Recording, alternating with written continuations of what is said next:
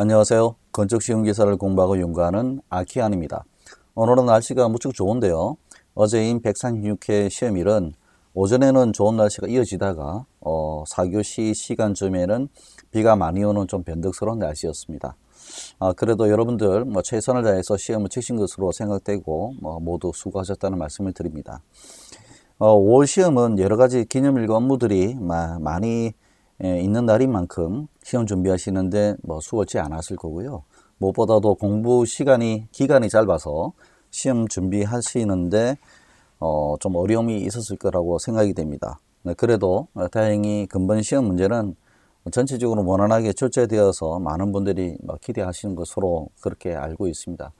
해서 본 136회 시험을 보고 출제 경향이 어떤지, 그리고 지난번 1회와 이번에 2회 문제가 어떤 성향을 가져서 했는지, 그리고 마지막에 있는 3회 문제가 어떤 출제가 될 것인지에 대한 부분에서 한번은 말씀을 좀 드리도록 하겠습니다. 자, 첫 번째 내용으로 136회 시험 공전별 출제 빈도 및 출제 난이도 분석입니다. 저는 여러분 잘 아시다시피 그냥 좋았다, 나빴다, 쉬웠다, 어려웠다 이렇게 말씀드리지 않고요. 가능하면 오랜 기간 동안 축적된 데이터를 통해서 좀 분석을 하는 편입니다. 그래서 이렇게 엑셀을 해서 좀 정리를 해봤는데 일단은 136회 출제 문제가 보니까 예상했던 대로 골고루 출제가 됐습니다. 출제가 되지 않았던 부분에 또 출제를 하려는 의지들이 보였고요. 이렇게 했던 시험에 대한 출제자들의 그런 방식들은 그대로 유지가 되어 있고, 지금 여기서 보시면 135회와 136회 공정별 출제 빈도 두 개를 지금 나눠놨죠. 철근 공사 문제가 좀 많이 나왔었고요. 그 다음에 이제 거푸집 동발의 문제가 안 나왔었거든요. 그리고 계약 제도도 안 나왔었죠. 근데 이번 시험 136회 시험은 계약 제도가 문제가 한 문제 나왔고, 그 다음에 거푸집 동발의 공사 문제가 나왔죠. 깽포 문제가 나왔습니다. 근데 그래서 이제 그렇게 해서 나왔고, 특이한 것은 이제 지난번 시험에는 이제 철근 공사가 문제가 많이 나왔다가 이번에는 철골 공사 문제가 많이 나왔습니다.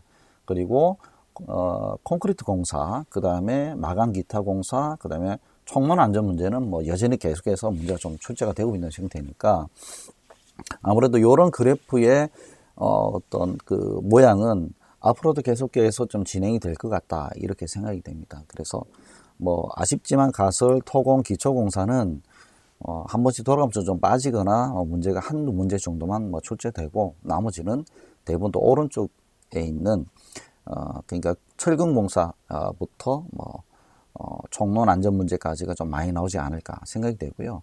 또 오늘 저 표시를 제가 미처 못했는데 녹색 건축이 안 나왔습니다. 이번 문제가 135회 문제는 총론 안전 문제, 콘크리트 문제만큼 나왔는데 이번에 안 나왔거든요. 한 문제도 안 나왔어요. 그래서 8월달 시험 문제는 또 녹색 건축 제도가 좀 바뀌거든요.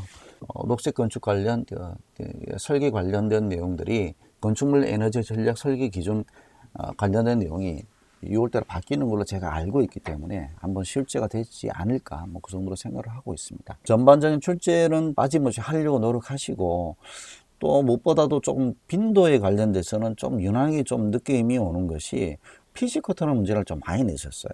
그래서 지난해에는 PC 커터널 문제가 그 정도 나올 만하다고 생각했는데 이번에는 PC 커터널 문제가 좀 눈에 띄게 좀 많이 들어 나왔습니다. 그래서 나중에 한 번 더 말씀드리겠지만 그쪽 업계에 계신 분이 출제자가 있을 것 같다는 느낌이 들 정도로 굉장히 좀 이렇게 출제를 좀 많이 하셨고, 좀 긍정적으로 본다면 문제를 그동안 안 나왔던 챕터의 문제를 좀 많이 내겠다고 생각하시는 것 같아요. 출제자분들께서. 네, 그런 의도로 좀 이렇게 좀 봐주시고, 전체 13개 챕터를 두루두루 공부하시면서 시험 직전에는 출제가 많이 되는 챕터들을 좀 집중해서 예상 문제를 골라서 공부하시는 그런 어떤 준비가 좀 필요하겠다 생각이 됩니다. 자, 다음을 보시면 올해 2월에 시험 쳤던 것과 이제 어제 시험 쳤던 5월달에 5월 17일 시험 쳤던 136회를 비교를 해봤는데 굉장히 제가 좀 놀랐습니다. 비교하고 나서. 저는 이게 이렇게 엑셀로 정리하고 이제 상중하로 난이도를 검토를 안 해봤으면 이걸 몰랐을 거예요. 무슨 말씀이냐? 4교시를 제외하고 나머지가 상중하가 똑같습니다. 예, 그러니까 즉 1교시, 2교시, 3교시가 상중하가 똑같아요. 그래서 그럼 결국은 무슨 말이냐면 출제위원들이 출제하는 패턴을 안 바꿨다는 이야기입니다. 챕터에 대한 분배 정도의 그 내용만 했지 각각 챕터에 대한 출제 문제에 대한 난이도는 바꾸지 않았다. 이 정도 선에서 출제하겠다는 내용이 있습니다. 그러면 137회 8월달에 있는 시험은 분명히 이렇게 낼 거예요. 올해가 저는 기회라고 생각해요. 그래서 이번에 문제가 좀 무난했기 때문에 만약에 떨어지시면 137회는 무조건 치셔야 됩니다. 예.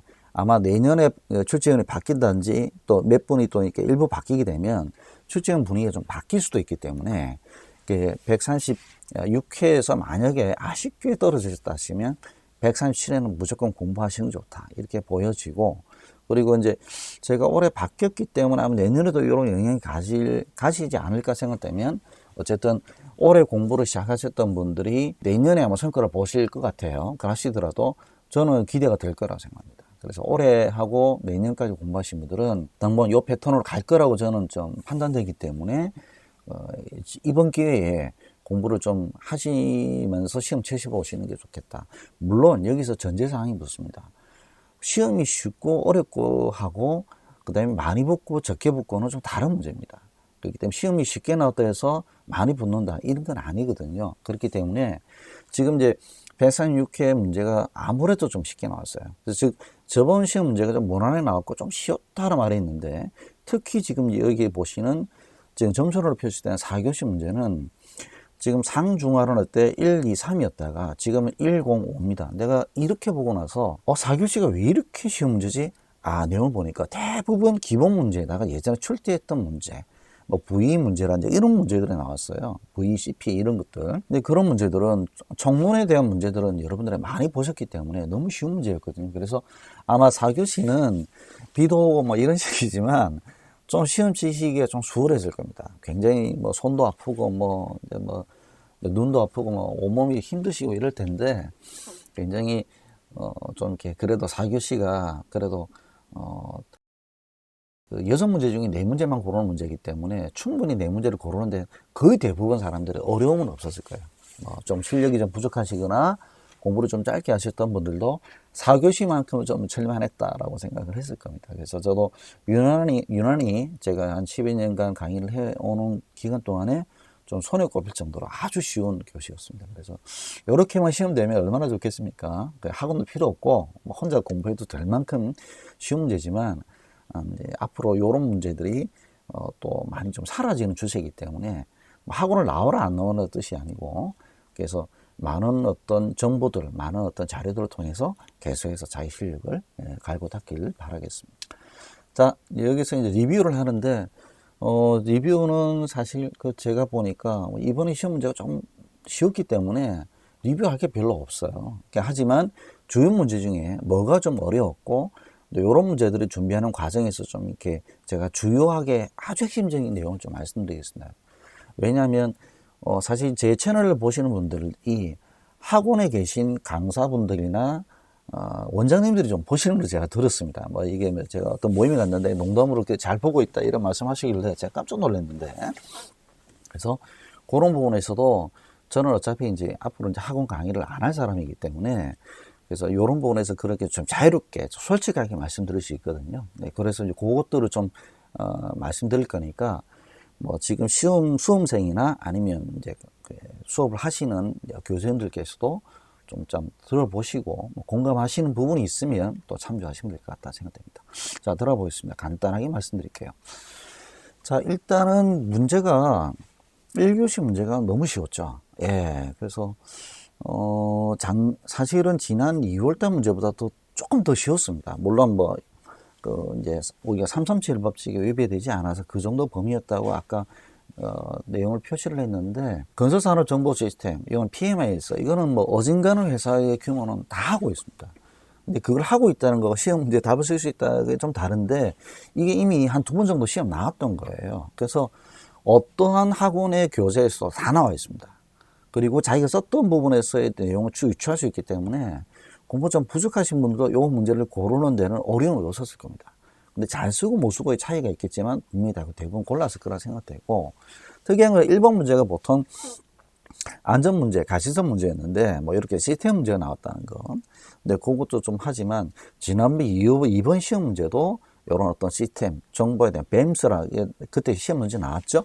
뭐 그런 것들을 좀 출제하는, 올해 그 출제자분들의 성향이 좀 있다는 것도 기억하시고, 대신에 이제 두 번째, 공통가설공사, 직접가설공사. 이거는 뭐 사실 가설공사의 종류에 있어서 크게 두 가지로 나누는 내용이잖아요. 그래서 이런 부분에서 괜히 직접가설공사 안전에 관련된 부분에서의 어떤 부분에서 여러 가지 어려움들, 공통가설의 어려운 내용들을 찾아내기보다는 전반적인 부분에서 항목들을 한번 물어보는 것도 좋은 것 같다, 이렇게 생각되고요.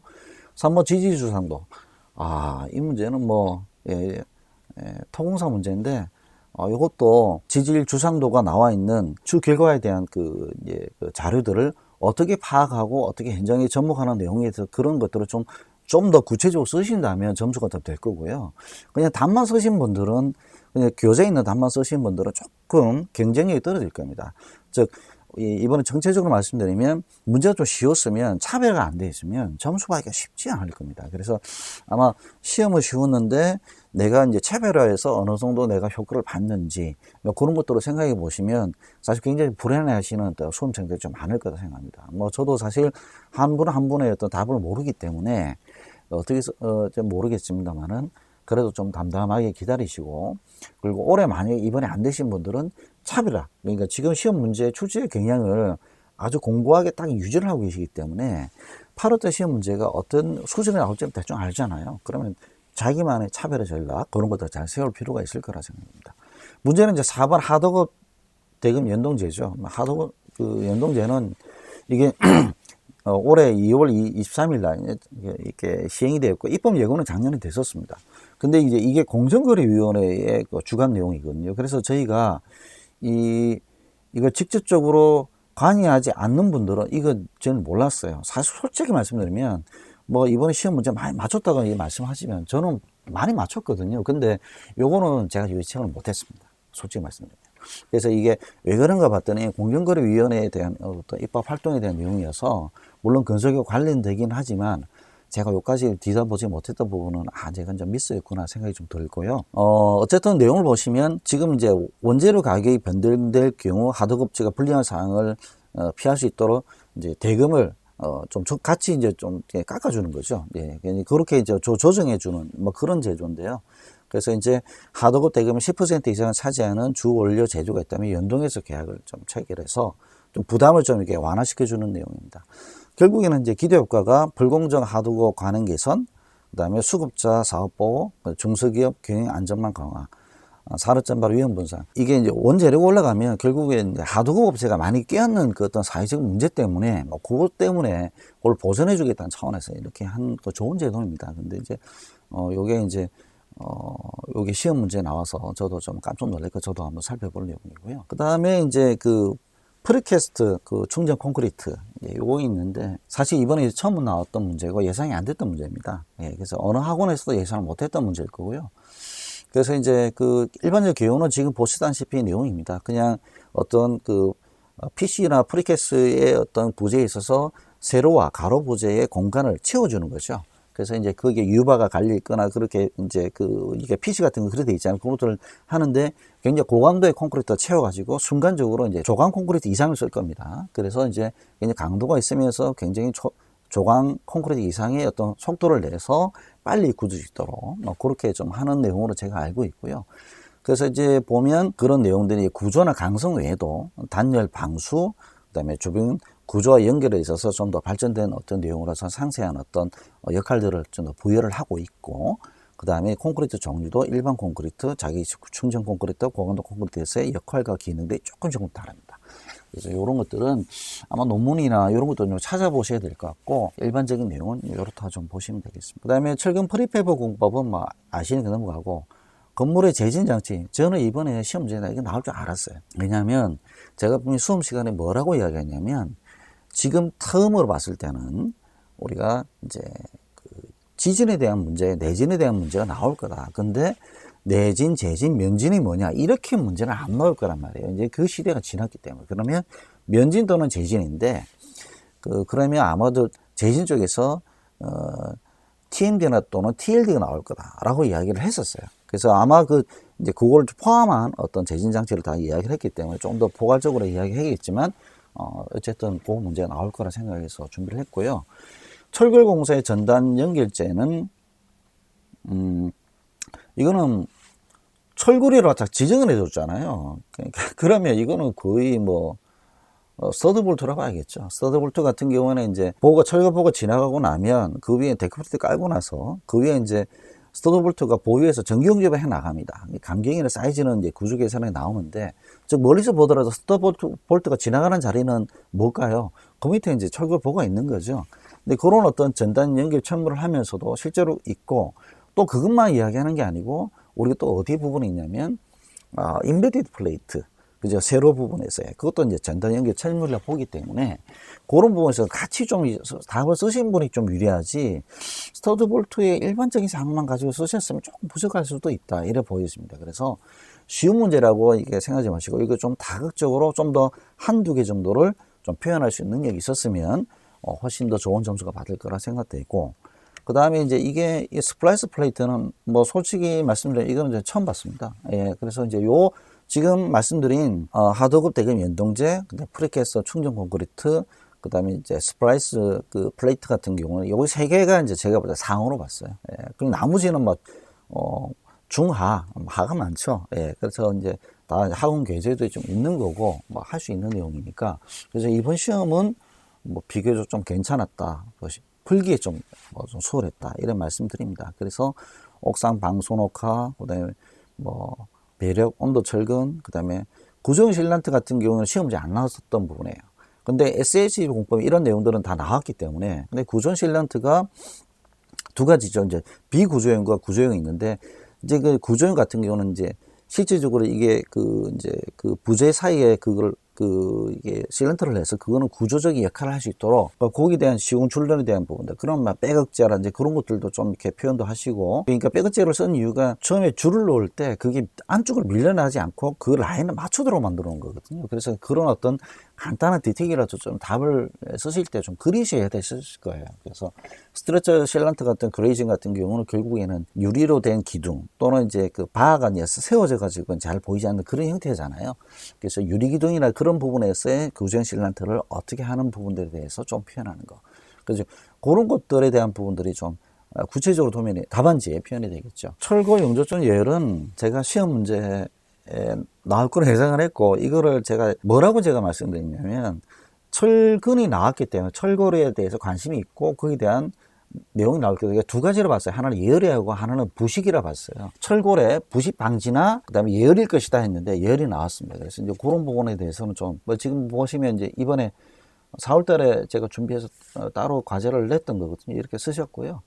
그다음에 이제 4월 29일인가? 예.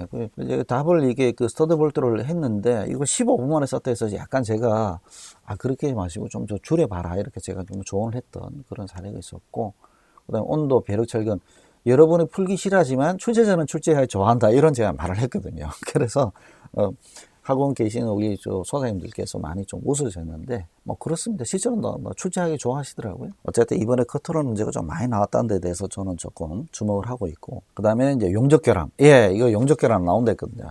철공이 아니고 철골공사에서 오타가 있네요. 그래서 용접결함 이런 문제 나왔죠. 그 다음에 철근 이용 방법 중 기계적 이용, 요 문제 좀 어려우실 거예요. 근데 이게 이렇게 나올 줄은 제가 예상을 못 했는데, 왜 그러냐면 예상을 했던 범위가 있었거든요. 왜냐하면 제가 기계지음의 품질관리 기준이 올해 초에 바뀌었습니다. 예, 그 왜 그러냐면 기계지음은 가장 대표적인 게 결국은 뭘까요? 예, 결국에는 이게 이제 커플러거든요. 예. 그래서 이제 뭐 전통적 이으면은 겹침, 용접, 가삽점이 있는데, 이 커플러인데 나사식이 있고 나사산이나 나사식이 있고 이제 원터치가 있는데, 이게 008주의 커플러에서는 원터치를 잘 안 쓰려고 했었어요. 왜 그러냐면 이게 품질관리 기준이 강하니까 여기서 1mm 이상 밀려나기 시작하면 안에서 정착해 놓고, 그러면 그게 그 기준에서 못 미치기 때문에 커플러를 못 쓰게 했습니다, 원터치를. 지금 어떻게 했냐면 A, B, C로 나눴을 거예요.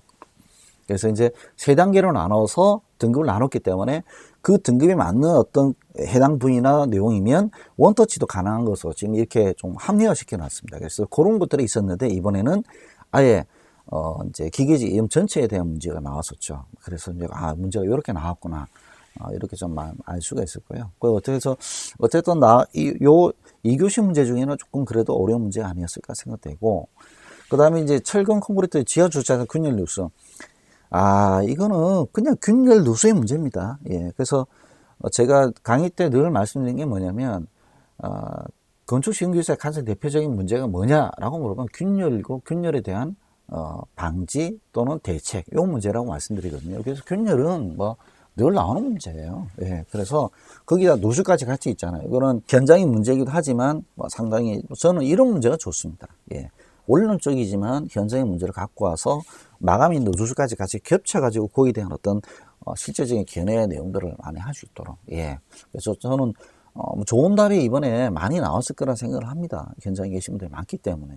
그래서 그런 부분에서의 방지 대책, 보수 방법에 대한 문제까지 나왔던 사례죠. 그 다음에 5번 문제는 강간 비계, 시스템 비계 구조, 조립 시 중상. 이거는 결국에는 이제 안전에 대한 그 비계 문제인데, 그래 나왔고요. 그 다음에 해체 공사. 요게 저는 지금 이렇게 봤어요. 해체 공사, 그 다음에 지금 성면자재 관련해서도 문제가 나온 지 좀 됐거든요. 그래서 두 개 중에 하나가 나올 거라고 제가 생각을 했기 때문에, 하나는 서술 문제, 하나는 용어 문제를 냈는데, 그 다음에, 커튼홀 결로 반세. 이게 참, 재밌는 게, 이 커튼홀 문제가 참 많이 나오죠. PC 문제도 그렇고. 저도 지금 당황스러울 정도로 많이 나왔습니다. 그래서 예전에, 아주 오래전 얘기니까 좀 이런 말씀 드리면, 예전에 ALC 문제가 나왔던 적이 있었어요. 이제 그 분이 출제하시고 채점까지 하셨대요. 근데 그분이 ALC 회사의 사장이었습니다. 대표셨기 때문에. 그래서 그거를 저희 기술사들이 있는 모임에서 그거를 말실수를 하셔가지고 다 알았죠. 그때. 오래전 이야기입니다. 그렇기 때문에 그때부터 이제 사실은 이제 출제를 했을 때 유난히 좀 이렇게 안 나왔던 부분이 나오면 첫 번째 이유는 이제 골고루 출제되는 출제 내용이겠지만, 이렇게 좀 특별한 어떤 내용이 있다면 이쪽에 좀 이렇게 관련된 분이 좀 출제자가 계실 것 같다 하는 예상을 좀 하는 그런 어떤 제가 습관이 있습니다. 그렇게 이해를 해 주시고요. 3번 같은 문제는 이건 건지침에도 많이 나오잖아요. 그죠? 네, 그래서 이거는 많이 다 푸셨을 거고, 문제는 이제 4번 문제인데, 이게 올해 나올 거라고 제가 이야기했거든요. 왜냐면 이게 이제 층간소음 방지 기준이 좀 바뀌었어요. 이제 백머신 같은 거 안 쓰잖아요. 그죠? 그래서 이것도 좀 써보라 했더니 이 소장님이 이번에 처음 공부하시는 소장님인데 글자가 좋지는 않지만 굉장히 성실하세요. 그래서 저는 한두 번 정도 시험 치시면 바로 합격을 하실 것 같다는 생각 드는데, 어쨌든 이번에도 이 과제 할 때도 이게 10분을 넘겨서 과제를 해오셔가지고 조금 시간 좀 줄여봐라 했던 사례가 좀 있고요. 5번 공동도급. 이 문제는 너무 쉬운 문제죠. 그 다음에 현장 양성 시공 공지체. 이 문제가 새로운 문제입니다. 어디서 많이 본 문제라고 생각하지만 실제는 안 그래요. 왜냐면 제도 바뀌었기 때문에. 그래서 현장 양성 공지체 의무화 제도가 올해 초에 시작이 됐습니다. 예, 올해 1월부터 시작이 됐기 때문에 이거는 지금 여기서 말하는 공지체 양성의 시공도에 보면 현장 수중 양생, 현장 봉합 양생, 그다음에 그 두 개를 각각 에 따라서 온도 이력 추정 양생이라고 있어요. 그 내용을 안 쓰면 이 답이 형성이 안 되죠. 그래서 이게 이제 요 내용을 쓰셨으면 점수가 획득되고, 좀 이 부분이 좀 부족해서 썼으면 아마 좀 문제가 좀 이렇게 점수 획득이 좀 어려울 겁니다. 그래서 준비를 좀 했었는데, 그래서 올 제도가 바뀐 내용이다. 그래서 좀 살펴보시기 바라겠습니다. 그리고 이제 4교시 문제는 아까 말씀드린 것처럼 유난히 좀 쉬웠죠. 1번 타일, 2번 깽폼, 3번 한중 콘크리트, 4번 계측관리, 5번 VE, 6번 안전관리 계획서. 이거는 사실 이렇게 나오는 경우가 별로 없습니다. 그래서 아마 여러분들 4개를 못 고르셨다면 정말 이거 문제가 있는 거고요. 아마 4개는 다 골라서 다 그래도 고르기 쉬워했을 거라고 생각했는데, 이 취향의 문제, 고득점 전략의 문제 있겠죠. 네, 그렇게 좀 했을 거라 생각했는데, 그래서 이거 당연히 나온다고 생각했어요. 올해 이번에도 이거 시험 직전에 이거 준비하라 했거든요. 그래서 과제를 내서 따로 준비를 했는데, 계측관리 이런 문제들 이렇게 하는 그 문제들은 빠질 수 없죠. 저는 사실 이거 말고 계측관리 말고 이수 처리에 대한 문제가 좀 나올 거라고 예상했는데, 이번에는 그쪽에 기초공사 쪽이 잘 안 나왔어요. 그래서 그게 좀 아쉬운 그런 부분이 있습니다만은 어쨌든 여러분들께서 4교시는 그래도 좀 무난히 쳤었을 것이다 이렇게 기대가 됩니다. 그래서 전반적으로 봤을 때는 문제가 지난번 문제보다도 조금 더 쉬웠고요. 어떤 분들은 뭐 많이 쉬웠다 말씀하시는데 저는 그렇게 함부로 말씀드리기는 어렵고, 시험 학원에서는 보통 뭐 다 학원에서 했으니까 다 쉬운 문제 아닙니까? 막 이렇게 하시면서 뭐 학원생도 많이 좀 이렇게 수강생도 많이 기를 죽이시는데 저는 그거 반대입니다. 저는 출제가 이번에 봤을 때도 잘 됐다고 봐요. 네. 그래서 기존에 있는, 요건 참 중요한 부분이에요. 기존에 있는 기본 문제를 그대로 출제하지는 않는데 그 범위 내에서 출제를 하되 조금 다르게 출제해요. 자, 그럼 앞으로 공부하실 때 어떻게 하시냐면 기본 문제 출제를 거기서 공부를 하시되 기출 문제를 공부하시는 거니까 당연히도 새로 나온 문제는 기출 문제 들어가겠죠. 그럼 거기에서 문제를 조금씩 한두 번 정도 변형을 해서 하는 연습도 하셔야 됩니다. 예, 그렇게 하시면 아마 좀 효과를 보실 것 같아요. 예, 그래서 이제 그런 것들을 좀 생각을 하셔야 됩니다. 그래서 아까 저는 이 문제를 기억을 하는데 어떤 거냐면 그 콘크리트 균열 문제인데 방수 관련된 문제. 그리고 주차장 문제에서 균열 문제, 방수 문제 나왔죠. 이런 문제들이 좀 이제 섞여 있는 문제잖아요. 저는 이런 문제 참 좋다 봐요. 그래서 이런 기본 문제들을 좀 두 개를 묶는다든지 아니면 조금 변형을 한다. 이런 부분에서 좀 하시지 완전히 새롭거나 너무 어려운 문제를 공부하시면 공부하기 어려울 뿐더러 출제 경향은 맞지도 않습니다. 그렇기 때문에 그래서 기본 문제를 가지되 그대로 이제 하셔가지고 했던 시험의 시기는 이제 지났어요. 예전에 학원에서 돌고 있는 기본 문제를 안 냅니다. 주제를 잘. 예, 대신에 그 근처에 있는 문제, 좀 변형의 문제를 내시기 때문에, 근데 그렇게 하면서 현실감 있고 현장감 있는 문제를 내시려 하기 때문에 그런 문제들을 많이 준비를 하시는 게 좋겠다. 이렇게 판단이 됩니다. 그래서 제가 뭐 짧게 뭐 이렇게 살펴보고 제가 부족한 뭐 제 실력으로 좀 설명을 드렸습니다만은 어쨌든 여러분들께서 공부하신 여러분들께서 앞으로 또 136개 좋은 결과 있기를 기대하겠고, 그 다음에 그게 안 되더라도 137회 준비하셔가지고 반드시 올해 또는 내년에 좋은 결과가 있어서 앞으로 또 시공기술사로서 또 전문인으로서 앞으로도 열심히 활동하셔서 좋은 어떤 모습들을 많이 보여주시길 기대하겠습니다. 여러분과 함께 계속 할 수 있도록 최대한 노력하겠습니다. 여러분의 건승을 기원합니다. 감사합니다.